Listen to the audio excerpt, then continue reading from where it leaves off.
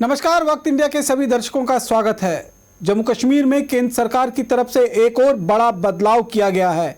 जम्मू कश्मीर के जो पूर्व लेफ्टिनेंट गवर्नर जीसी मुर्मू थे, उन्हें अब जम्मू कश्मीर से इस्तीफा देना पड़ा है और उनकी जगह केंद्र की जो पहली सरकार थी बीजेपी की, उसमें पूर्व राज्य मंत्री मनोज सिन्हा जो हैं वो जम्मू कश्मीर के नए गवर्नर नियुक्त किए गए हैं। और आज दोपहर को वो दिल्ली से श्रीनगर पहुंचे हैं शपथ लेने के बाद, और अपने पदभार को उन्होंने संभालना शुरू कर दिया है। और इसी विषय पर आज हम चर्चा कर रहे हैं। इस चर्चा में आज हमारे साथ जुड़ चुके हैं हमारे साथ टीम जम्मू के चेयरमैन जोरावर सिंह जम्वाल जी मौजूद हैं। सर, स्वागत है आपका। उनके साथ साथ एकजुट जम्मू के चेयरमैन अंकुर शर्मा जी मौजूद हैं, और स्टूडियो में मेरे साथ बीजेपी के प्रवक्ता अभिजीत जसरोटिया जी। सर, आप सभी का बहुत बहुत स्वागत है। सर, शुरुआत करूंगा मैं जोरावर सिंह जम्वाल जी से। सर, आप इस जो केंद्र सरकार का जो फैसला हुआ है, जिसमें अचानक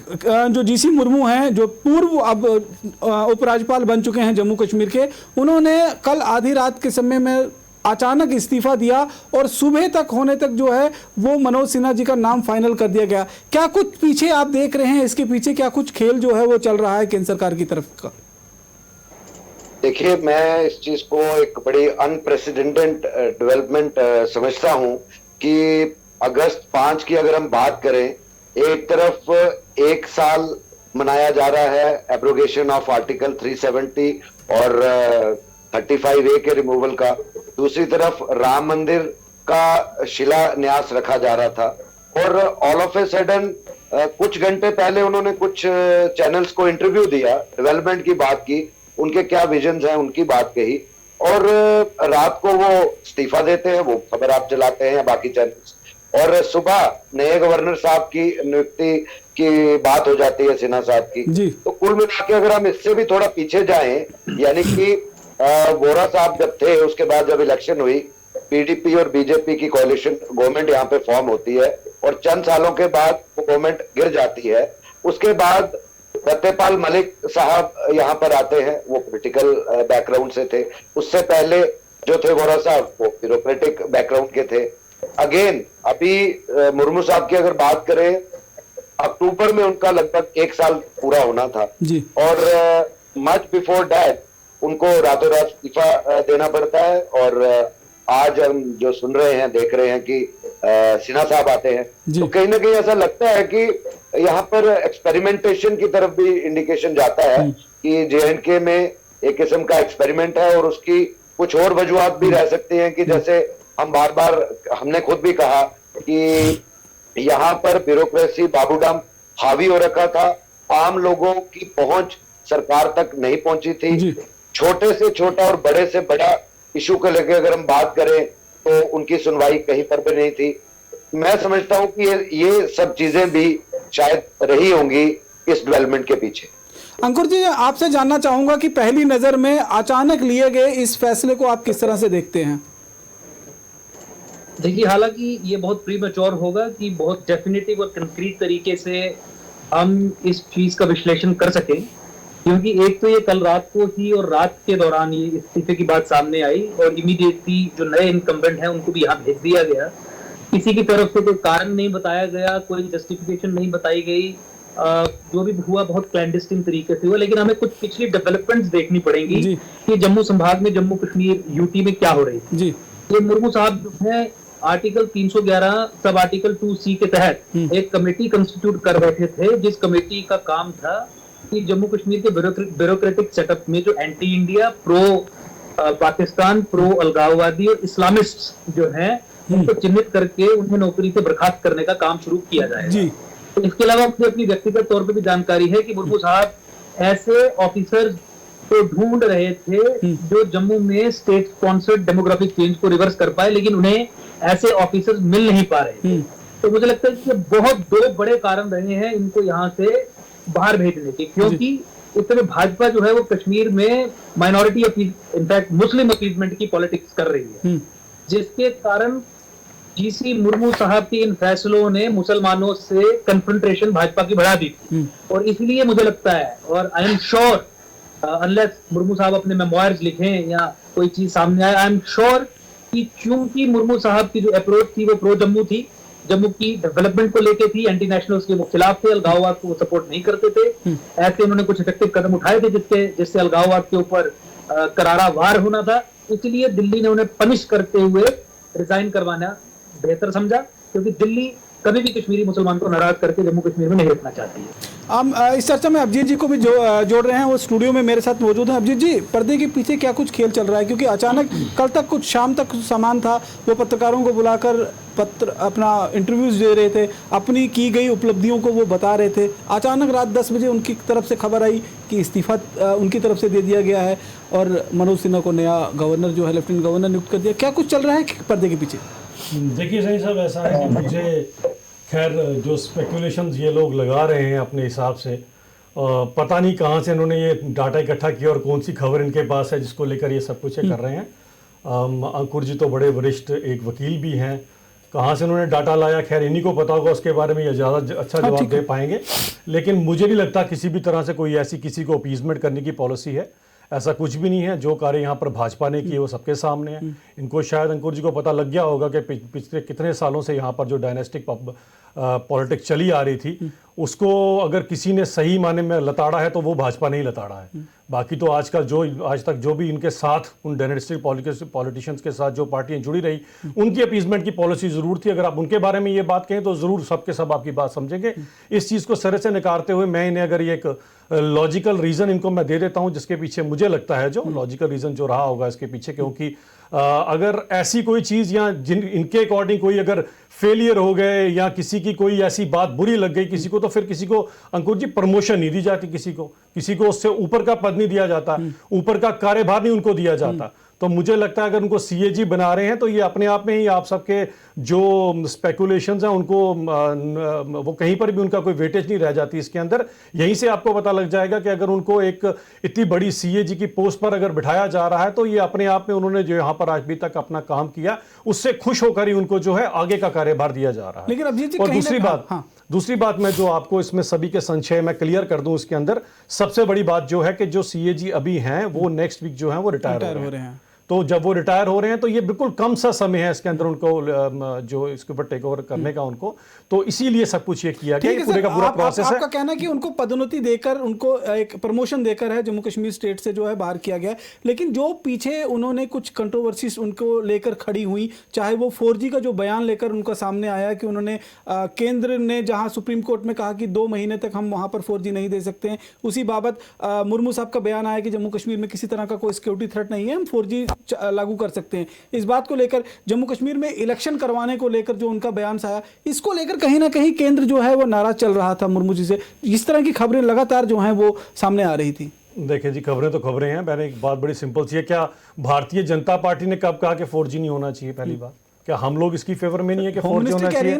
आप की पार्टी है। आप सुनिए ना पूरी बात, अगर हमने कब कहा कि नहीं होना चाहिए 4G?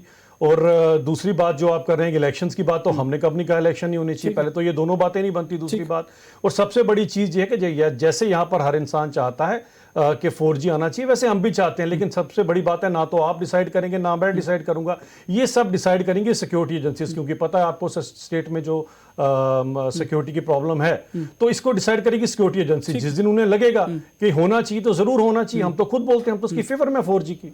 लेकिन मैं जब ये कह रहा हूं कि आपकी केंद्र सरकार के होम मिनिस्ट्री की तरफ से सुप्रीम कोर्ट में ये कहा जाता है कि 2 महीने तक वहां पर हालात अभी ऐसे नहीं होंगे कि हम 4G दे सके, और अगर मुर्मू साहब का इस बीच में ये बीच में बयान आता है कि जम्मू कश्मीर में सिक्योरिटी को लेकर कोई प्रॉब्लम नहीं है, जो प्रॉब्लम 2G के साथ है 4G के साथ है वो 2G के साथ भी है, तो हम 4G यहां पर इंप्लीमेंट कर सकते हैं। इसको लेकर कहीं ना कहीं कुछ एक द्वेष देखते हैं आप, आपस में कुछ जो है अनबन चल रही थी केंद्र सरकार के बीच में। नहीं, इसमें अनबन कुछ नहीं। अगर आप बीच में से बात निकालना चाहे तो कोई भी कुछ भी खबर बना सकता है। बड़ी सिंपल सी बात है कि देखिए सिक्योरिटी के क्राइसिस तो ही, अगर आपको पता होगा आज भी बड़ा दुखद सा एक हादसा हुआ है जहां पर फिर से किलिंग हो गई है, तो ऐसा तो अभी प्रॉब्लम तो है स्टेट के अंदर। हम नहीं कहेंगे 100% यहाँ से मिलिटेंसी की रेडिकेशन हो चुकी है, अभी प्रॉब्लम्स हैं। और जो आप लोग अक्सर ये लोग कहते हैं कि जी अगर वहां पर 2 डिस्ट्रिक्ट में प्रॉब्लम है, यहाँ पर क्यों रोका गया, तो हमें पता होना चाहिए कि हमारे साथ एक बड़े शैतान कंट्री का बॉर्डर लगता है जो कभी भी आराम से नहीं बैठ सकता, और यहाँ पर इन्फिल्ट्रेशन जैसी प्रॉब्लम होती रहती है। पिछले साल ही अगर आप देखें तो 3 मिलिटेंट लखनपुर में पकड़े गए, वो क्यों पकड़े गए? क्योंकि 4G नहीं था इसलिए पकड़े गए। अगर 4G होता तो तब तो वो निकल चुका होता है यहाँ से। तो ये सब चीजें मुझे लगता है हमसे काफी बुद्धिजीवी लोग हैं जो सिक्योरिटी को हैंडल कर रहे हैं। उन्हें जब ठीक सिक्योरिटी के लगेगा, नाम पर आप हम लोग टेक्नोलॉजी से इसके लोगों साथ- को दूर तो नहीं रख सकते हैं ना सर? देखिए, मुझे लगता है कि सबसे पहली जो सैनी साहब सबसे पहली जरूरी चीज जो है वो इंसान की सेफ्टी है। सबसे पहली टेक्नोलॉजी तो बात की बात है ना, सेफ्टी अगर होगी तो टेक्नोलॉजी आपके काम आएगी। आप ही नहीं रहे तो टेक्नोलॉजी को क्या करोगे आप? तो इसीलिए मुझे लगता है सिक्योरिटी एजेंसी पर हमें छोड़ देना चाहिए। खुद वो वक्त आ जाएगा जिस हिसाब से अगर आप देखें जो ग्राफ भी अगर आप देते हैं, जैसे इन्फिल्ट्रेशन कम हो गई है, जैसे आज की डेट में नए बंदूक उठाने वाले मिल नहीं रहे पाकिस्तान को, नई रिक्रूटमेंट के लिए बंदे नहीं मिल रहे उनको, वो परेशान हुए, तभी तो बौखलाए हुए इनोसेंट लोगों की किलिंग कर रहे हैं मिलिटेंट्स वहां पर। तो इसी सब चीज का अगर आप देखें जैसे ग्राफ जो सुधर रहा है, आने वाले वक्त में 4G जरूर आएगा, क्यों नहीं आएगा? जोरावर जी, जिस तरह से अभिजीत जी का कहना है कि सिक्योरिटी के नाम पर जो है वो टेक्नोलॉजी से दूर रखा जा रहा है जम्मू कश्मीर के लोगों को, क्योंकि सुरक्षा सबसे पहला, क्या कुछ कहेंगे आप? पहले तो मैं जो पटेल साहब का जो शुरू में ही बात की कि शायद मैं और अंकुर कोई स्पेकुलेशन कर रहे हैं, जो ये बात कर रहे हैं मुर्मू साहब को प्रमोट करके कैग बना रहे हैं, ये भी एक स्पेकुलेशन है, क्योंकि डिसीजन गवर्नमेंट ऑफ इंडिया को लेना है, ना कि स्टेट की भाजपा को लेना है। तो अभी तक जितने फैसले हुए हैं मुझे नहीं लगता कि स्टेट की बीजेपी की लीडरशिप को लेके किए गए हैं, चाहे असर हो 202 की आप बात करें, सुबह इनकी लीडरशिप क्या कह रही है और शाम को ऑर्डर क्या निकलता है। तो ये स्पेकुलेशन की बातें अगर आप इधर सोच रहे हैं तो आपकी तरफ भी है। रही बात जैसे आपने 4G की बात कही है, बिल्कुल मेरा भी ये मानना है कि एक तो जो इलेक्शंस पे बात कही उन्होंने और उसका संज्ञान इलेक्शन कमीशन ऑफ इंडिया ने लिया कि वो उनका प्रेरोगेटिव है। जो जसोटिया साहब कह रहे हैं, बाकी पॉलिटिकल पार्टीज कहती हैं, वो एज ए पॉलिटिकल उस पे कहती हैं। जो मुर्मू साहब हैं वो पॉलिटिकल नहीं है, ये बात आपको समझनी पड़ेगी। खासकर स्पोक्स पर्सन है जसोटिया साहब, मैं इनकी उसमें कहना चाहता हूं। और वो गवर्नर की जो पोस्ट होती है कॉन्स्टिट्यूशनल पोस्ट होती है। और दूसरा जो 4G की बात कही, नो डाउट कि 4G बहुत जरूरी है। ऑब्वियसली अगर कश्मीर में प्रॉब्लम है तो हमने कब कहा कि आपको not just in Kashmir valley, जहां जहां पे जिस डिस्ट्रिक्ट पे जिन बॉर्डर बेल्ट्स पे लाइन ऑफ कंट्रोल के पास, जैसे इन्होंने इन्फिल्ट्रेशन का हवाला दिया, तो आप बंद कीजिए ना, किसने मना किया? लेकिन जहां पे इंटरलैंड्स हैं, जहां पे हमारा बच्चा जो है, नौजवान जो है, वो सफर कर रहा है कि 4G के ना रहते हुए। और इस वक्त अगर पेंडेमिक की बात करें, कोरोना वायरस, कोविड-19 कोरोना वायरस की बात करें, एक तरफ सरकार की डायरेक्शंस हैं कि आप बाहर मत जाइए और बड़ा ही इमरजेंसी हो तो तब हॉस्पिटल्स में जाइए और कोशिश कीजिए अपने डॉक्टर्स को through mobile services he in touch रहिए। तो आप बताइए 4G ना होगा तो फाइल्स ही नहीं खुलती हैं, डॉक्टर साहब क्या इलाज करेंगे और क्या बात करेंगे। और दूसरी एक और इम्पोर्टेंट बात जो जसोटी साहब ने कही कि मिलिटेंसी जो है वो इससे काबू हो रही है। आप अपने सिक्योरिटी फोर्सेस को, इंडियन आर्मी को, J&K पुलिस को, पैरामिलिट्री फोर्सेस को इतना नहीं वो समझिए कि वो सिर्फ इंटरनेट पे या 4G पे ही इन दानवों को, इन मिलिटेंट्स को, इन टेररिस्ट को पकड़ रहे हैं। उनके पास अपने फुल फ्लेज डिवाइसेस और टेक्नोलॉजी है, उनके पास एक रोड मैप है, उनके पास इंटेलिजेंसी है।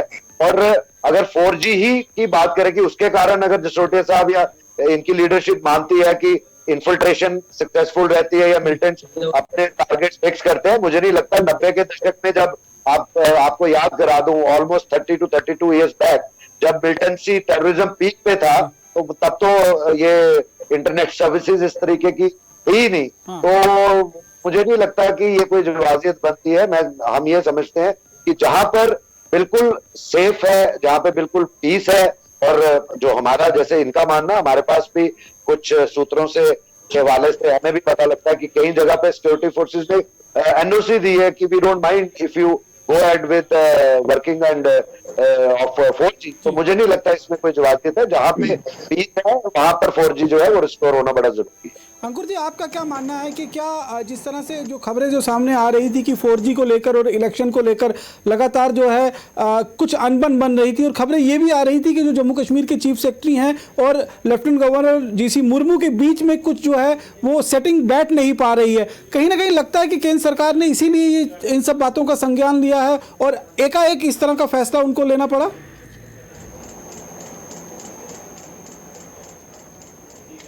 आपकी आवाज आना बंद हो गई है साहब। अंकुर जी, आवाज आ रही है मेरी?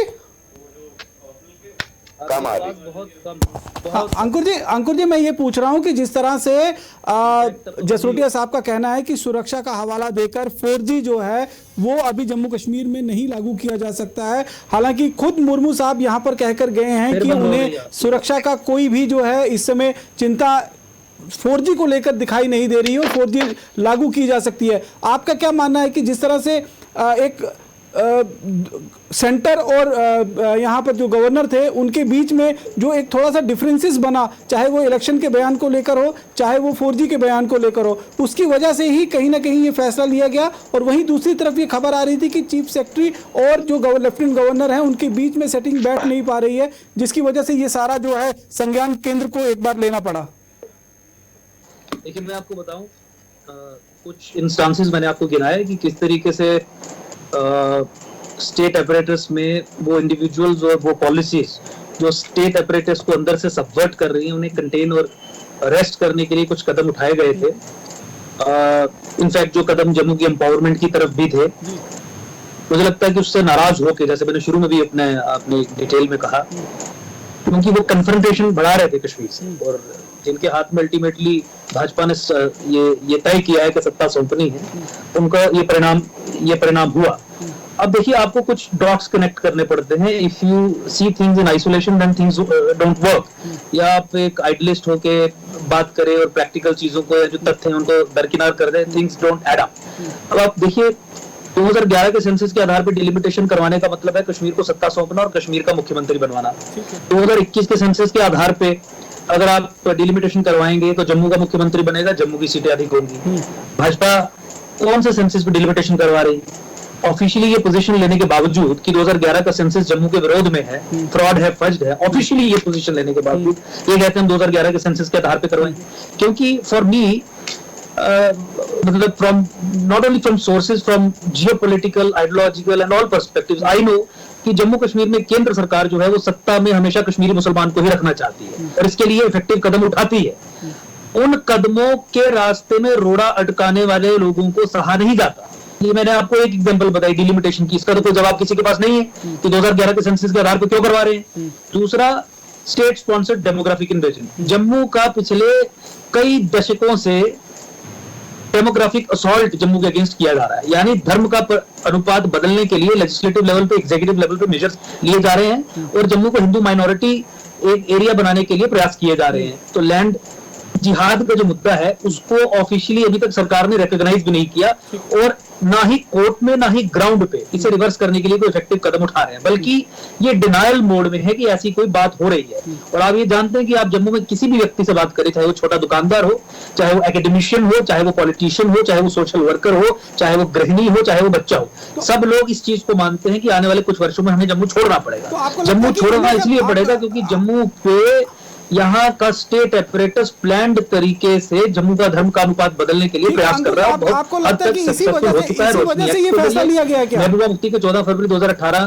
के कानून के जरिए। तीसरी चीज मैं आपको बताऊं, जो कश्मीरियों को, मुस्लिम्स को अपीज करने के लिए भाजपा की सरकार, केंद्र की सरकार यहाँ पे कर रही है, वो ये है कि पिछले 2 साल पहले 2018 में 12 मार्च 2018 को 2016 से लेकर जो मैंने केस लड़ा सुप्रीम कोर्ट से, सुप्रीम कोर्ट में जो हमने केस लड़ा उस केस में ये तय हो गया कि जम्मू कश्मीर में मुसलमानों को माइनॉरिटी राइट्स नहीं मिलेंगे। मुद्दे से हम थोड़ा सा आगे उसके बावजूद भी, सुप्रीम कोर्ट की जजमेंट के बावजूद भी जो राइट्स और जो स्कीम्स के बेनिफिट्स हिंदुओं को, सिखों को, बौद्धों को मिलने थे, इन्हीं सभी वजहों से केंद्र सरकार को मुर्मू जी के खिलाफ इस तरह का एक्शन लेना पड़ा। अगर मैं इस चर्चा को आगे बढ़ाऊं तो अब आगे, क्योंकि टिपिंग पॉइंट ये हो गया कि आर्टिकल 311 सब आर्टिकल 2C के तहत जो अलगाववादी व्यक्तियों पे कार्रवाई करने के लिए कमेटी गठित की गई, वो एक टिपिंग पॉइंट बनी। और मैं पूरी जानकारी के आधार पे आपको ये कह रहा हूं, मुर्मू साहब अपने अगर मेमोयर्स लिखेंगे तो इन सब चीजों की पुष्टि वो करेंगे। मैं बहुत रिस्पॉन्सिबल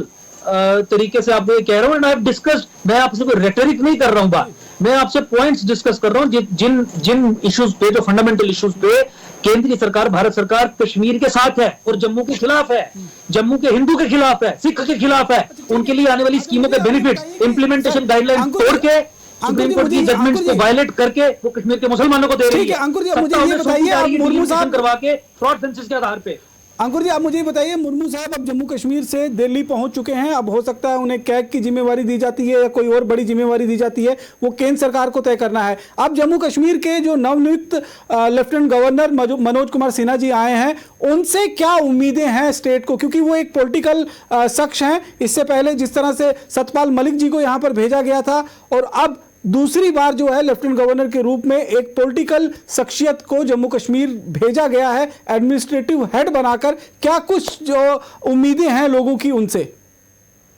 देखिए, पहली उम्मीद तो यही है कि आज सब लोग ये जानते हैं कि 370 और 35 का वर्स्ट सफरर अगर कोई रहा है तो वो जम्मू संभाग रहा है। तो पहली उम्मीद तो यही है कि जम्मू की इक्विटेबल डेवलपमेंट के लिए वो काम करेंगे।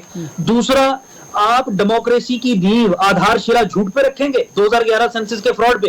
दूसरा, हम ये चाहते हैं कि मनोज सिन्हा साहब ये मुद्दा उठाएं कि डिलिमिटेशन जम्मू कश्मीर में 2021 के आधार पे होगी। तीसरा, जम्मू की नदियों पे, रिवर्स पे, जंगल पे, स्टेट लैंड पे, फॉरेस्ट लैंड पे जो स्टेट स्पॉन्सर्ड तरीके से एक धर्म विशेष का यानी मुसलमानों का कब्जा करवाया गया है जम्मू को हिंदू माइनॉरिटी प्रोविंस कन्वर्ट करने में, उसके खिलाफ जो है वो इफेक्टिव तरीके से कार्रवाई करेंगे। ये पिछले 5 साल तो कोर्ट में सोए रहे। हमारी पिटीशन में, जिस पिटीशन में हम इविक्शंस करवा रहे हैं या रोशनी एक चैलेंज करके उसे खत्म करवाया, उसमें तो ये कोऑपरेट नहीं करते हैं और बात करते हैं कि हम अपीज नहीं कर रहे हैं मुसलमानों को। टोटल अपीजमेंट हो रही है और कश्मीर को पावर हैंडओवर करने के लिए बाकायदा इफेक्टिव कदम उठाए जा रहे हैं और केंद्र सरकार ऑर्डर्स पास कर रही है जिसके जरिए किया जा। अंकुर जी, जोरावर जी को बीच में जोड़ना चाहता हूं। जोरावर जी, जिस तरह से एक कहा जाता है और ये माना जाता है कि कश्मीर जो है वो एक पॉलिटिकल इशू है, उसे कभी भी पावर से या फिर गन से जो है सॉल्व नहीं किया जा सकता। आपको लगता है कि जम्मू कश्मीर में बतौर एक पॉलिटिशियन को अगर एडमिनिस्ट्रेटिव हेड बनाकर यहां भेजा जाता है तो कहीं ना कहीं एक उम्मीद जागती है कि दोबारा कश्मीर घाटी के अंदर पॉलिटिकल सेटअप जो है उसको जिंदा किया जा सकेगा? मेरी आवाज आ रही है? जी हाँ सर, आपकी आवाज आ रही है मुझे। जोरावर जी, मेरी आवाज आ रही है आपको? हाँ, बिल्कुल आ रही है। मैं अभी आ रही है जी। जोरावर जी, मैं ये पूछ रहा हूं कि जिस तरह से ये माना जाता है कि कश्मीर जो है वो एक पॉलिटिकल इशू है, उसे बंदूक के जरिए या जोर जबरदस्ती के जरिए हम सॉल्व नहीं कर सकते हैं, तो अब दोबारा से दूसरी बार राज्य में जो है पिछले करीबन 5 सालों की बात करेंगे तो दूसरी बार एक पॉलिटिकल छवि के शख्सियत को एडमिनिस्ट्रेटिव हेड बनाकर जम्मू कश्मीर में भेजा गया है, तो कहीं ना कहीं ये उम्मीद जागेगी कि वो अपनी जो एक्सपीरियंस है उनका पॉलिटिक्स में उसका इस्तेमाल करते हुए कश्मीर घाटी में दोबारा से जो जमहूरियत को जिंदा करने की कोशिश करेंगे। देखिए, इससे पहले कि मैं मनोज सिन्हा जी ने जब कल या परसों तक जो सुनने में आ रहा है ओथ लेनी है उनसे क्या उम्मीदें हैं जम्मू खित्ते के नौजवानों को, जम्मू के लोगों को, हर इंसान को, हर वर्ग को, उससे पहले मैं एक बात यहाँ पर कह दूं कि डोगरा मरने को मर जाएगा, जम्मू छोड़ के नहीं जाएगा, उसकी जो भी कुछ हो जाए। एक चीज, और उसकी एग्जाम्पल्स आज से नहीं 200 वर्ष पुरानी है। बहुत कुछ हुआ, बहुत कुछ सहा, लेकिन डोगरा यहां से नहीं गया। शायद मैं ये यहाँ पर याद करा दूं कि कोई भी आप बॉर्डर बेल्ट, कोई भी जम्मू की कंडी, कोई भी हिली ट्रेन ले लीजिए, आपको शायद ही कोई इलाका मिलेगा जहां पर किसी डोगरा शहीद का मुजस्मा ना मिले।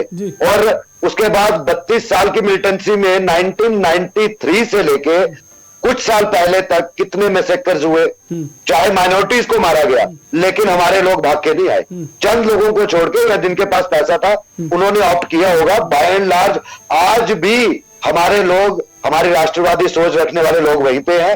मैं मेरे को बड़ा ज्यादा दूर ना जाऊं तो चंद साल पहले की बात करूं, जम्मू में जब जम्मू वालों को जवाब देना आता है, जब किश्तवाड़ में दंगे हुए थे कोई भी वहां से पलायन नहीं किया। जब हमारे centre of the heart of the city की बात करें, जब पाकिस्तान के जिंदाबाद के नारे कुछ अलगाववादियों ने, कुछ नासरों ने लगाए, उनको मुंह तोड़ जवाब जम्मू के नौजवानों ने दिया। वो दिन और आज का दिन हिम्मत नहीं हो रही है, और बार बार अगर ऐसा करेंगे तो ऐसा ही जवाब जम्मू का नौजवान देगा। रही बात जो अंकुर जी ने भी कही, भाजपा क्या कर रही है, दूसरी पार्टी क्या कर रही है, मैं उस पर टिप्पणी नहीं करूंगा, लेकिन एक बात तय है, चाहे वो 2011 की बात कर रहे हैं, 2021 की, कुछ भी हो जाए, जम्मू खित्ते के लोग सीधे तौर पे पॉलिटिकल एम्पावरमेंट चाहते हैं, उससे कम कुछ नहीं। अब जब तक जम्मू की सीटें नहीं बढ़ेंगी, जम्मू के लोग चुप रहने वाले नहीं है, ये मैं बात बिल्कुल सही कर दूं। और जो बात आपने मनोज सिन्हा साहब की कही है, नो डाउट 3 बार सांसद रहे हैं, 3 बार सांसद रहे हैं, और उनका अगर बैकग्राउंड देखें तो वो वहां के development, leader of the development और विकास के नेता माने गए हैं। और उसके अलावा बनारस हिंदू यूनिवर्सिटी के ग्रेजुएट हैं, वहां से मास्टर किया आईटी में, और उनका ऐसे भी पॉलिटिकली जो कहते हैं कि बहुत तजुर्बा है। सबसे पहली उम्मीद यही है, इसमें कोई दो राय नहीं है, कि जम्मू को पॉलिटिकल एम्पावर करे। पिछले 70-72 सालों से जम्मू रीजन की, चाहे किसी भी वर्ग और समुदाय का हो, उसकी अनदेखी होती आई है। उसको कभी भी अपना जायज हक नहीं मिला है। जब भी मिला, सड़कों पे आके मिला है। वो हम सबको ये उम्मीद है, और खासकर जो नौजवान पढ़ा लिखा नौजवान है, उसके एम्प्लॉयमेंट की बात करें, इक्विटेबल डेवलपमेंट की बात करें, ये बहुत सी एक्सपेक्टेशंस है, और उम्मीद करते हैं प्रायोरिटी वो जम्मू से देंगे। ठीक है सर, चलते चलते आखिरी टिप्पणी में अभिजीत जी से लूंगा। सर अभिजीत जी, क्या कुछ उम्मीदें हैं अब मनोज कुमार सिन्हा जी से, क्योंकि अब एक पॉलिटिकल बैकग्राउंड के शख्सियत को दोबारा से, जिस तरह से पहले सतपाल मलिक जी आए थे, और अब दोबारा जो है पॉलिटिकल बैकग्राउंड से ही एक शख्सियत जो अब जम्मू कश्मीर की एडमिनिस्ट्रेशन को हेड करेंगे, कैसे देखते हैं आप इस पूरी स्थिति को, और क्या कुछ उम्मीदें रखें हम उनसे? देखिए, जैसे जोरावर सिंह जी ने पहले ही उनके बारे में काफ़ी कुछ बता दिया। इसके अंदर मैं एक चीज़ और ऐड कर देना चाहता हूँ कि उनके बेस्ट मेंबर पार्लियामेंट का भी उन्हें अवार्ड मिला है, और वो अपने आप में पूरी तरह से सक्षम है इन सब चीज़ों को हैंडल करने के लिए। पर मैं ज़रूर जवाब देना चाहूँगा जोरावर जी का भी और अंकुर जी का भी। जैसे उन्होंने पहले जो पिछले उन्होंने बात कही, जिसके अंदर कहते हैं कि SRO 202 में इनके आपस में मतभेद रहे, ऐसा कुछ भी नहीं। शायद इनको नहीं पता होगा इसके अंदर कि ये तो बाद में पॉलिटिकल एजेंडा शुरू हो गया पार्टीज का, आपस में इनकी लड़ाइयाँ शुरू होगी। मार्च के बाद इन्होंने आपस में इस सारे इशू को उठाना शुरू किया, जबकि फरवरी 26 या फरवरी 27 के करीब ही LG मुर्मू साहब ने इसके ऊपर कमेटी बिठा दी हुई थी, जो सारे के सारे इसके ऊपर लोग जो है वो ब्रेनस्टॉर्मिंग कर रहे थे, और इसका रिजल्ट आने वाला था, और यही होना था, इसी की फेवर में जाना था सब कुछ। हमने जो पुरानी प्रॉब्लम्स जो भी यहाँ पर पुरानी पार्टियों की वजह से रही हैं, उनको हमने बिल्कुल जड़ों से समाप्त किया है, ताकि लोगों के हित में फैसला लिया जाए।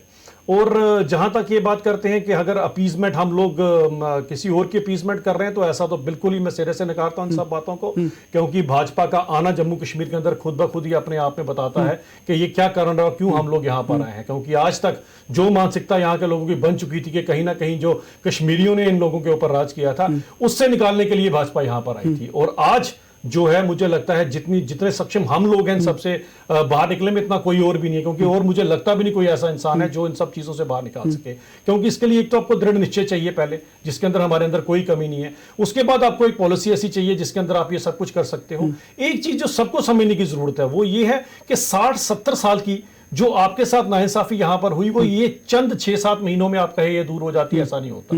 इन सब चीजों को वक्त लगेगा इन सबसे निकलने के लिए। मुझे लगता है इतने सालों से जो लूट खसूट यहां पर धारा 370 के नाम पर लोगों ने डाल के रखी थी, यहां पर मैं बड़ी बार एग्जांपल देता हूं, हर एक जगह पे डल लेके नाम पर ही करोड़ों अरबों रुपया यहां पर पुराने लोगों ने, पुराने मंत्रियों ने अपनी जेब में डाला है, और उस डल का ही क्या हाल किया वो आपके सामने ही है। ऐसे बहुत सारी एग्जाम्पल्स अगर मैं लेना चाहूं तो यहां पर यह था कि धारा 370 की आड़ में जम्मू कश्मीर के लोगों को कभी भी सेंटर से जुड़ने नहीं दिया। ठीक सर, अब वो धारा जम्मू कश्मीर से निकल गई है, अब वो इतिहास बन चुकी है। इस चीज को मानना चाहिए। ये सबका इतना बड़ा काम अगर किसी ने किया तो किसने किया? भाजपा ने किया। भाजपा ही एक ऐसी पार्टी है जिसकी करनी और कथनी में कभी अंतर नहीं होता। तो अगर तो ये लोगों को ये कहना कि ये जी किसी और को अपीज करने के लिए कर रहे हैं, मुझे लगता है ये तो आप बड़ा गलत कर रहे हैं। लेकिन जो उनका सवाल है कि ग्राउंड पे है क्या, चाहे अंकुर जी का सवाल है या जोरावर जी का जो सवाल है, कि अगर आप 2011 के अनुसार जो उनका सेंसस हुआ था उसमें अगर आप डिलिमिटेशन करवाते हैं, तो आप खुद कहते हैं कि वो फर्ज हुआ था। इतने वरिष्ठ वकील हैं, मुझे ये बात नहीं समझ आती, क्या इनको नहीं पता कि सिर्फ सेंसस के ऊपर होता है ये सब कुछ? ये और भी बड़ा कुछ है इसके ऊपर, सारी हर चीज को ली जाता है, पूरी का पूरा एक पैनल, पूरी की पूरी कमेटी इतने महीनों से इसके ऊपर जो कर रही है, वो क्या आपको लगता है कि हम लोगों के साथ नाइंसाफी करने के लिए काम किया जा रहा है? तो ये तो कहना ही तो लोगों को बरगलाने की बात है कि उसके ऊपर हो गया, 2011 पे हो गया, 2021 का इंतजार नहीं हो रहा है। ये सब कुछ लोगों को बरगलाने के लिए आपके पास अंकुर जी तो मुझे ये लगता है कि अगर ये इत्मीनान रखें, ये पूरी की पूरी एक्सरसाइज किसने स्टार्ट की? हम ही ने स्टार्ट की है। क्यों स्टार्ट की है? इसलिए कि सबको इंसाफ मिले। मैं किसी एक हिस्से की बात नहीं करूंगा, लेकिन सबको इंसाफ मिले, और इंसाफ मिलेगा। आप देखिएगा, ये पहले से अगर आप अपने माइंड में ये चीज बना के बैठ गए ऐसा होने वाला है, वैसा होने वाला है, तो ऐसा कुछ नहीं होने वाला। अंकुर जी, इनका कहना है कि जिस तरह से जब ये डिलिमिटेशन होगा, उसमें खाली सेंसस नहीं देखा जाएगा और बहुत कुछ देखा जाएगा, जो क्षेत्र। आपको मेरी आवाज आ रही सर? बिल्कुल आपकी आवाज आ रही है। हाँ, तो जिस तरह से अभिजीत जी की बात आपने सुनी, क्या कुछ कहेंगे? इनका कहना है कि आप कोरी राजनीति इस पर कर रहे हैं, कहीं ना कहीं लोगों को गुमराह कर रहे हैं। अच्छा, चलिए ठीक है। जम्मू कहीं पे डिलिमिटेशन जो जम्मू कश्मीर में हो रही है, या अदरवाइज भी जो कंट्री के किसी भी पार्ट में होती है, वो डिलिमिटेशन एक्ट 2002 के तहत होती है। उसकी सेक्शन 4 में क्लियरली वो पैरामीटर्स लिखे हैं जिन पैरामीटर्स के आधार पे सीटों का आवंटन तय किया जाएगा। उसमें जो पॉपुलेशन है उसे ही मेजर क्राइटेरिया कहा गया है। उसके अलावा आपको ज्योग्राफिकली कंस्टिट्यूएंसीज को कैसे रीएडजस्ट करना है उसके लिए एडमिनिस्ट्रेटिव कन्वीनियंस और दूसरे पैरामीटर्स जो है वो प्ले में आते हैं। लेकिन जो मुख्य जो चीज है डिटर्मिनेशन में वो पॉपुलेशन है। और अगर आप इसे 100% इन सारे क्राइटेरियाज को मिला के अगर कहेंगे तो उसमें से 90%, 85 से 95% जो वेट है वो पॉपुलेशन का है। तो देखिए मैं I am saying this with the complete understanding of the law और किस तरीके से प्रैक्टिकली ये प्रोसेसेस होते हैं। तो मैं किसी के साथ इस डिबेट में नहीं पढ़ना चाहता कि पॉपुलेशन एक क्राइटेरिया है या नहीं। वो डिलिमिटेशन एक्ट में क्लियरली ये लिखा गया है कि सेंसस पॉपुलेशन के आधार पे ही किया जाएगा और बाकी क्राइटेरियाज जो है, अब मान लीजिए फॉर इंस्टेंस पे आपको बाकी criterias will come into play where. जैसे मान लीजिए लखनपुर है, लखनपुर कंटिन्यूअसली कठुआ टाउन से जुड़ा हुआ है, एडमिनिस्ट्रेटिव कन्वीनियंस देखिए तो कठुआ टाउन से जुड़ा हुआ है, लेकिन उसे बसोली कंस्टिट्यूएंसी में डाला गया है। तो इतना ही होगा कि लखनपुर को कठुआ कंस्टिट्यूएंसी में डाल दिया जाएगा। लेकिन as far as number of constituencies की जम्मू को अधिक मिलेंगी या कश्मीर को अधिक मिलेंगी, उसका सोल डिटर्मिनेंट जो है वो पॉपुलेशन है। वो डिलिमिटेशन एक्ट 2002 में लिखा गया है। बेसिकली भाजपा और आरएसएस को इस समय इस चीज को डिफेंड करने के लिए जवाब नहीं समझ आ रहा है और कश्मीरी मुसलमान को सत्ता सौंपने की होड़ में ये इतने अंधे हो गए हैं कि ये अब उल जुलूल बातें भी करना शुरू कर रहे हैं पब्लिक प्लेटफॉर्म्स पे। बड़ा अफसोस होता है मुझे गुरजी इस बात के ऊपर कि आप ऐसी बातें करते हैं कि जिस बातों का ना तो कोई सिर ना मुझे पैर नजर आता है। क्योंकि अगर ये सब कुछ हमने करना होता अगर हमें ये सब कुछ करना होता तो हम कर डाल, हम इसको रहने देते, हम इसको हाथ ही ना लगाते। अगर इसको हाथ करने के लिए लगाया है और लोगों को इंसाफ दिलाएगी तो भाजपा दिलाएगी। आपके कहने से यहाँ पर ये चीजें नहीं होंगी। और जो कुछ भी होगा थोड़ा सा इंतजार और इत्मीनान रखिए, थोड़ा सा सब्र रखिए। जिस दिन ये चीज होगा मैं आपके सामने यहां बैठा हूं, मुझे कटघरे में लाके खड़े कीजिएगा। अगर जम्मू के लोगों के साथ कोई अगर नाइंसाफी होगी सबसे पहले मैं आपके सामने आऊंगा इन सब बातों को लेकर। तो ये सिर्फ लोगों को बरगलाने के लिए अगर आप अपनी राजनीति चमकाने के लिए ऐसी बात करें तो बड़ा दुर्भाग्यपूर्ण है। लोगों को ये खाली की राजनीति आप 2 मिनट में आरएसएस को कटघरे में ले आएंगे, भाजपा को कटघरे में ले आएंगे, ये आपको अगर चंद लोग आपको मानते हैं तो कम से कम ये चीज करें, उनको ये चीज बताएं। एक डिबेट का लेवल होना चाहिए। जहां पर डिलिमिटेशन एक्ट 2002 की बात हो रही है वहां पे ये कहते हैं देखिए ऐसे हो जाएगा, वैसे हो जाएगा, ऐसे हो जाएगा, वैसे हो जाएगा, कहीं जाकर नौटंकी मुद्रा करिए। इंसाफी हुई है और आपके कहने से नहीं होगा ये सब कुछ। इसको करने के लिए जो है वो प्रैक्टिकली करना है। डिलिमिटेशन एक्ट 2002 के हिसाब से होगा। और आप सैनी साहब आप तो पढ़े लिखे वकील हैं, आपको एक्ट से ज्यादा पता होगा। डिबेट करना चाहते हैं तो स्कॉलर्स को बुलाइए। मैं आपको बता सकता हूं, मैं आपको यही बता सकता हूं कि जनाब डिलिमिटेशन एक्ट 2002 के आधार पे डिलिमिटेशन हकदार को हक मिले, और डिलिमिटेशन एक्ट 2002 की सेक्शन 4 के तहत मैं कह रहा हूं तो करनी नहीं है। Population is the sole criteria for the determination of number of seats that area और रीजन विल बी एलोकेटेड। ये संघी प्रोपेगेंडा, भाजपा का प्रोपेगेंडा आप अपने क्लोज सर्कल्स में करिए, लोगों को बेवकूफ मत बनाइए। यहाँ पर पता नहीं माइनॉरिटी राइट्स एक-एक करके अगर बात करेंगे तो सही तरीके से समझ में आएगी। आपने अपनी बात रखी जसरोटिया जी, कुछ बता रहे हैं, आपको कुछ बता रहे हैं, कुछ कहने की कोशिश कर रहे हैं, आप अपनी बात पूरी कर लीजिए। मैं इनको बार-बार यही बात बता रहा हूं कि इनके कहने से अगर ये लोगों को बरगलाने के लिए कोई स्टेटमेंट दे रहे हैं तो वो इनको इनकी राजनीति को इनको सूट करती होगी। लेकिन प्रैक्टिकली ऑन ग्राउंड यही बात है कि अगर कुछ भी किया जाएगा वो सबको इंसाफ दिया जाएगा। इसके अंदर ये नहीं है किसी हिस्से के साथ इंसाफ और किसी के साथ नाइंसाफी होगी। और जम्मू वालों के साथ तो कभी नाइंसाफी नहीं हो सकती। ये तो आप लेकर चले, जहां से हमारे 25 नुमाइंदे थे, आपको लगता है कि वहां से नाइंसाफी होगी, लोगों के साथ कभी नाइंसाफी। आखिरी में जोरावर जी नाइंसाफी का ही कारण था, नाइंसाफी का ही कारण था कि ये सारी की सारी जोरावर जी आखिरी में आपसे मैं ये जानना चाहूंगा कि जो कुछ वादे किए जा रहे हैं भारतीय जनता पार्टी की तरफ से और जो आरोप अंकुर जी की तरफ से लगाए जा रहे हैं, क्या कुछ कहेंगे आप इस पर? हेलो हेलो, हाँ जोरावर जी आवाज आ रही मेरी? जी जी जी, मैं ये कह रहा हूं कि जो कुछ आश्वासन जो है वो भारतीय जनता पार्टी के प्रवक्ता की तरफ से दिए जा रहे हैं और जो कुछ आरोप अंकुर जी की तरफ से लगाए जा रहे हैं, आप इन सब चीजों को किस तरह से देखते हैं और क्या कुछ कहेंगे इस पर? देखिए जो कानून है कानून अपनी जगह पे है। तो जो मैं बात कहना चाहता हूं, कुल मिला के दोनों की बहस से एक ही चीज निकल रही है कि नो डाउट अगर सुप्रीम कोर्ट की डायरेक्शंस हैं तो जो यहाँ पर माइनॉरिटीज हैं, माइनॉरिटीज को उनका हक बेशक बिल्कुल मिलना चाहिए। लेकिन एट द सेम टाइम मैं सबसे पहले जसरोटिया साहब को एक चीज पूछना चाहता हूं। इन्होंने कहा, इन्होंने हवाला दिया डल लेक का, मैं वहीं से स्टार्ट करूंगा, फिर आऊंगा माइनॉरिटीज पे।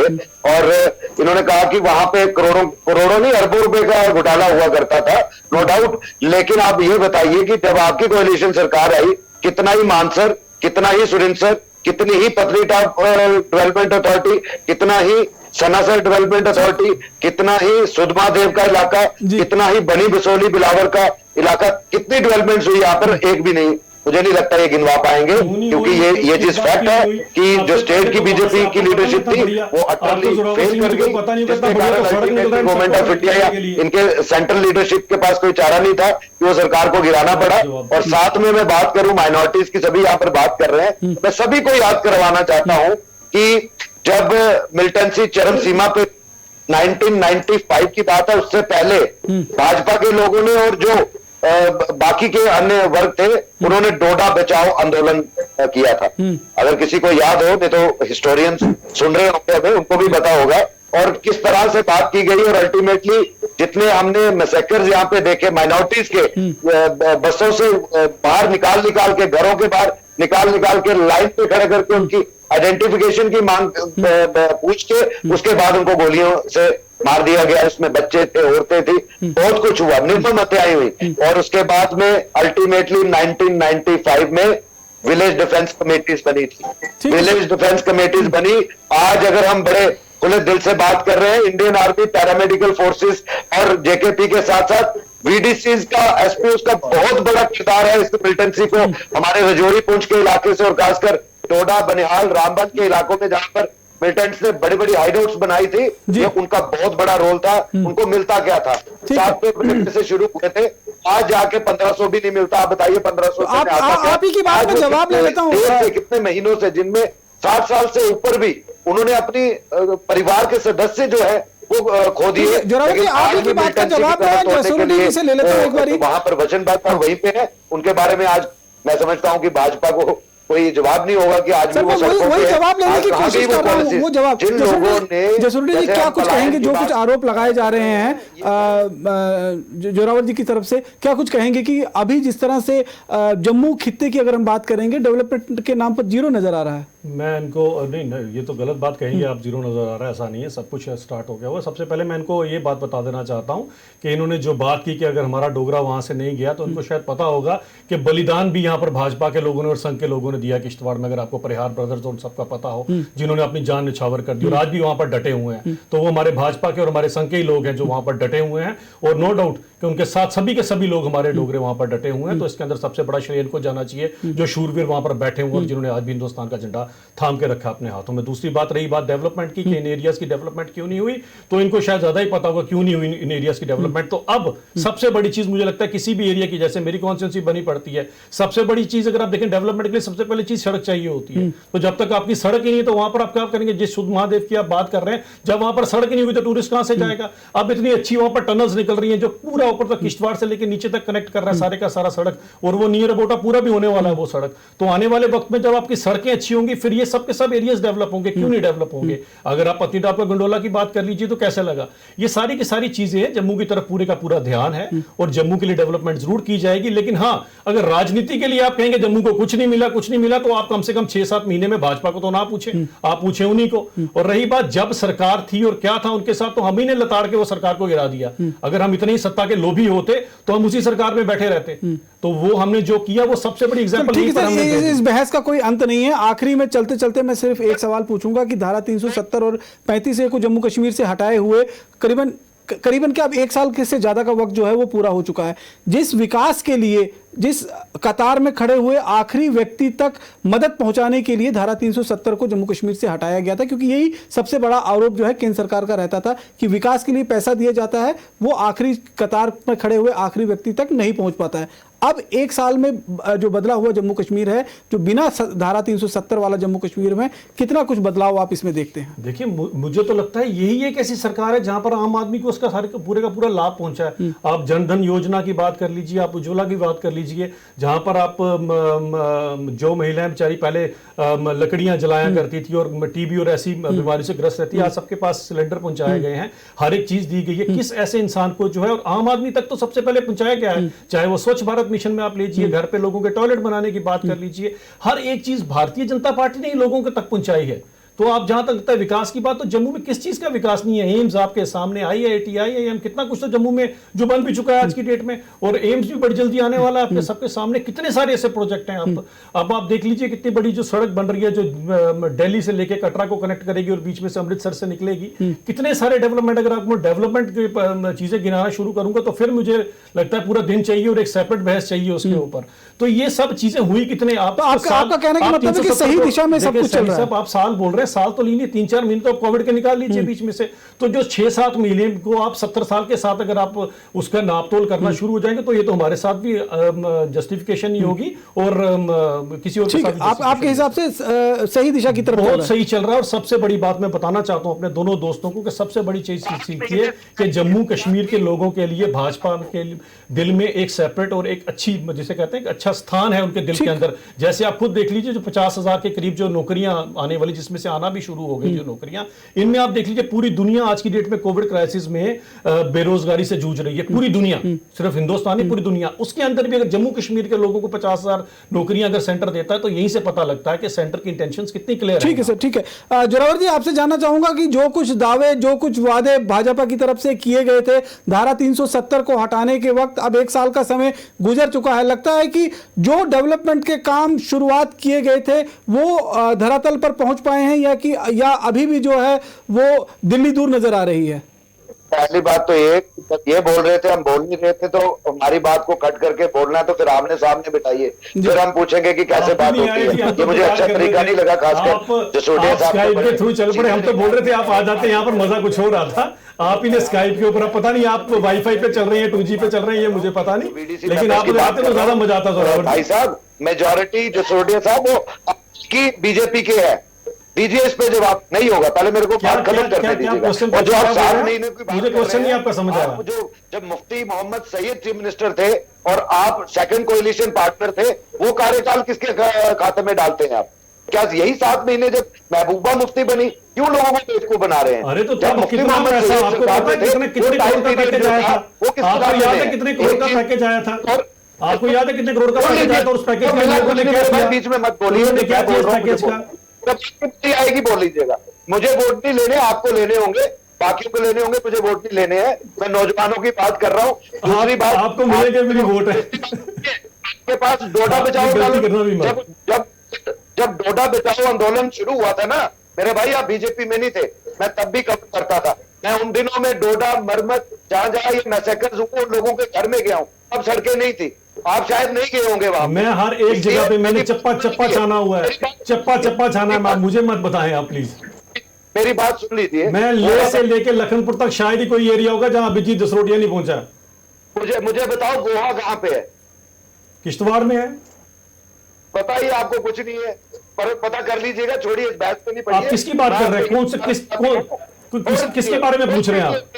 नहीं है, छोड़ दीजिए। अच्छा, मैं आपसे पूछता हूँ, आप मुझे बताएं बदनौता कहाँ है? चले आप बताएं बदनौता कहाँ है? आप बताएं बदनौता किधर है? आप बताएं बदनौता किधर है? जम्मू कश्मीर में 1 लाख जगह होगी तो आप किसी का नाम उठा के पूछेंगे, मैं क्या जवाब दूंगा? बताओ बदनौता किधर है, बताएं। जोरावर जी, अगर हम ट्रैक पर रखेंगे बातचीत को तो आप बताओ जोरावर जी, बदनौता कहाँ है? मुझे जवाब दीजिए, बदनौता किधर है? पता है आपको? तो ये मत करिए एक किसी एरिया में गए होंगे, उसका आपने रखा होगा पूरे का पूरा अपने अंदर, तो बता के वो एरिया पूछ के आप अपने आप को कौन बनेगा करोड़पति खेलना शुरू हो गए यहाँ पर केबीसी, तो वो बात ही बनती है उससे। ठीक है ना? एक इलाके में होकर तो कौन बनेगा करोड़पति, ABCD कर देंगे, कौन ही बनेगा। जोरावर जी, जो सवाल मैंने आपसे पूछा, अगर आप उसी पर सीमित रहेंगे तो ज्यादा मेरे ख्याल से लोगों को ऐसी बात पे शोभा नहीं देती है। आपको नहीं देती शोभा? बदनौता किधर है? आपको जो कह रहा हूँ आप एक्ट करती है पूरा एरिया। जोरावर जी, लॉ नहीं थे तो अंकुश शर्मा की डिलिमिटेशन की बात पूछ रहे थे 2011 की, तब आप कहते थे आपको कानून नहीं आता, तब आप कहते हैं ये ज्यादा ना, क्या तो उनकी सुन लीजिए या फिर उनको काउंटर मत कीजिए। कहने का मतलब ये है, मैं वही बात कर रहा हूँ जो मैंने देखी है, जो मेरा ऑब्जर्वेशन है। जो आप बातें कर रहे हैं मुफ्ती साहब की, जो कार्यकाल रहा किसके खाते में डालते हैं, वही से शुरू करते हैं। चलिए, वो तो कौन बनेगा करोड़पति वाला तो नहीं है ना। मुफ्ती साहब का कार्यकाल किसके खाते में डालते हैं? मैं आपको भी जवाब देता हूं उसका, अगर आप लेना चाहें तो। सर वो एक एक्सपेरिमेंट था नॉर्थ पोल साउथ पोल का, मुझे लगता है। जवाब ले लीजिए। ठीक है सर, समय की सीमा रखते हुए आपको मैं बड़ा अच्छा एक काम यहाँ मैं आपको अच्छे से एक चीज का जवाब पूरा इत्मीनान करा के भेजूंगा, ये मेरा वादा है आपसे। जोरावर जी समय का ख्याल रखिए, उनका कार्यकाल मिला के 7 महीने है।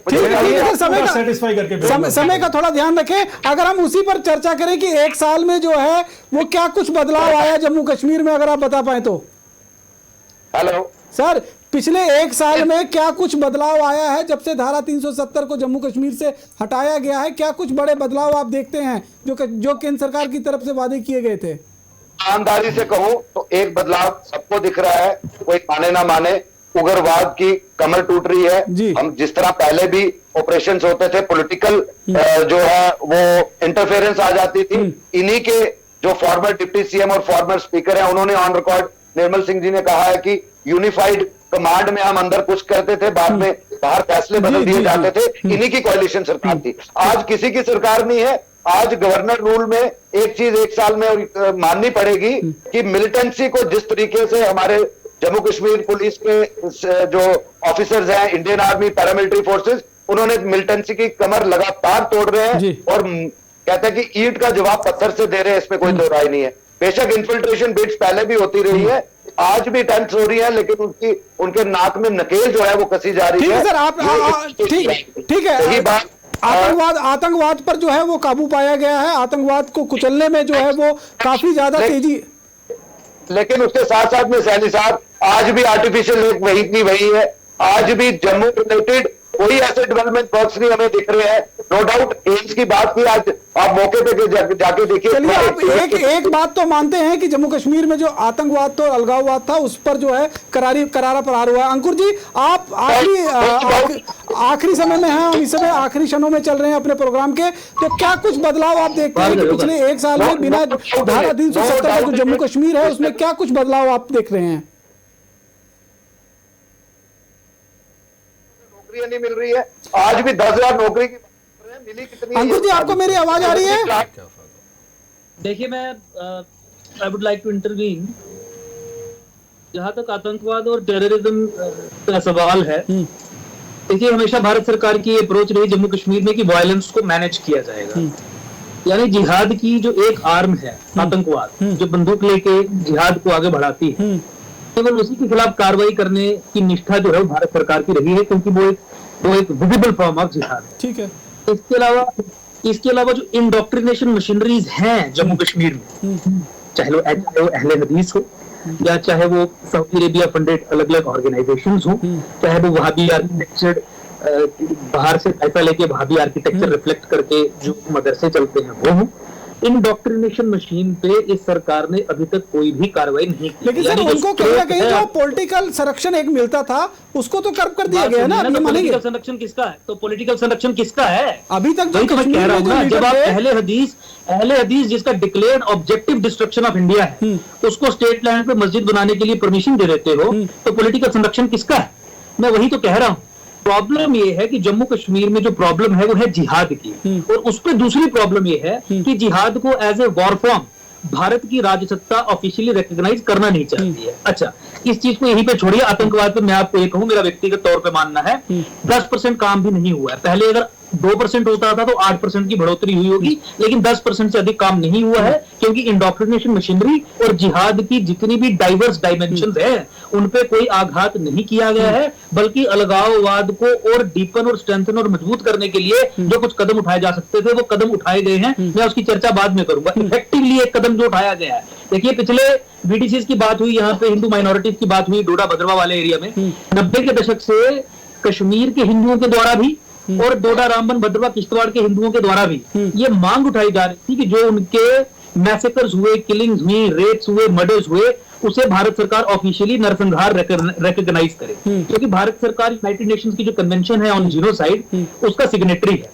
तो अगर किसी भी कम्युनिटी के साथ किसी भी एरिया में नरसंहार होता है तो एक कानून बना के उसके लिए स्पेशल ट्रायल्स जो है वो भारत सरकार को चलाने होते हैं। लेकिन इस नरसंहार में शामिल था जम्मू में कश्मीर का मुसलमान, और कश्मीर को मुसलमान ये भी तो बता दीजिए ना। सुनिए मेरी बात, सुनिए, मैं बहुत इंपॉर्टेंट बात कह रहा हूँ, ये हमारे सर्वाइवल का इशू है, क्योंकि भारत की राज्य सत्ता पिछले 5-6 सालों की मैं बात कर रहा हूँ, 70 साल पहले कांग्रेस ने जो किया वो तो वर्स्ट था। मैं बीजेपी की बात कर रहा हूँ, 2014 के बाद से ये डिस्पाइट रिपीटेड डिमांड भारत की राजसत्ता हिंदुओं के साथ जो हुआ उसे नरसंहार मानने को तैयार नहीं। क्यों? क्योंकि फिर उसे फारूक अब्दुल्ला के खिलाफ कार्रवाई करनी पड़ेगी। क्यों? क्योंकि न्यूरमबर्ग जैसे ट्रायल्स चलेंगे और उसमें फारूक अब्दुल्ला से पूछा जाएगा कि 1987 में तुम क्यों कश्मीरी हिंदुओं को धमकी देते थे कि अगर ऐसा नहीं करोगे तो ऐसा होगा। क्योंकि जीनोसाइड की डेफिनेशन में फारूक अब्दुल्ला को भी सजा होगी और उसके बाद जिन्होंने कत्लेआम किया उन्हें तो फांसी की सजा होगी ही होगी। कम से कम 1.5-2 लाख कश्मीरियों को फांसी के तख्ते पर लटकाया जाएगा। लेकिन चूंकि हिंदुओं के साथ हुआ है, हिंदुओं की जिम्मेवारी नहीं लेना चाहती है भाजपा, इसीलिए ऑफिशियली जीनोसाइड रिकॉग्नाइज नहीं कर रही है डिस्पाइट रिपीटेड रिक्वेस्ट। और अब तो प्राइवेट मेंबर बिल बना के भी इन अनपढ़ों को दे दिए कि ये बिल बनेगा, इस तरीके से इसको कानून बना दो और उसके बाद न्याय करो। न्याय जिन लोगों ने कत्लेआम किया है, जिसको पूरी दुनिया जीनोसाइड मानती है, तुम भी तो उसे जीनोसाइड मानो, लेकिन ये नहीं मानते क्योंकि उससे मुसलमान नाराज होते हैं। ठीक है अंकुर जी, मेरे पास समय इतना ही है, मेरे पास आज का समय इतना ही है। हमने इस चर्चा की शुरुआत जो है वो की थी कि लेफ्टिनेंट गवर्नर जीसी मुर्मू जो है उन्होंने अपना इस्तीफा दे दिया और अब नए जो गवर्नर हैं उनकी नियुक्ति हो चुकी है, उन्होंने अपना पदभार संभाल लिया है। हालांकि अब सभी लोगों को उम्मीद है कि जम्मू कश्मीर में विकास की जिस सपने को केंद्र सरकार की तरफ से दिखाया गया था, जब जम्मू कश्मीर से धारा 370 और 35A को हटाया गया था, वो विकास की लहर जो है वो अब जरूर जो है वो नजर आएगी। और कहीं ना कहीं जो लोग इस विकास के साथ जुड़े हुए हैं और विकास के इंतजार में कतार में खड़े हैं, तो कतार में खड़े हुए आखिरी शख्स तक जो है वो केंद्र सरकार की मदद पहुंचेगी। इसी भरोसे के साथ हम इस अपने कार्यक्रम को जो है यहीं पर रोकते हैं। अभी के लिए फिलहाल इतना ही और बाकी की खबरों की अपडेट के लिए आप जुड़े रहें वक्त इंडिया के साथ। नमस्कार।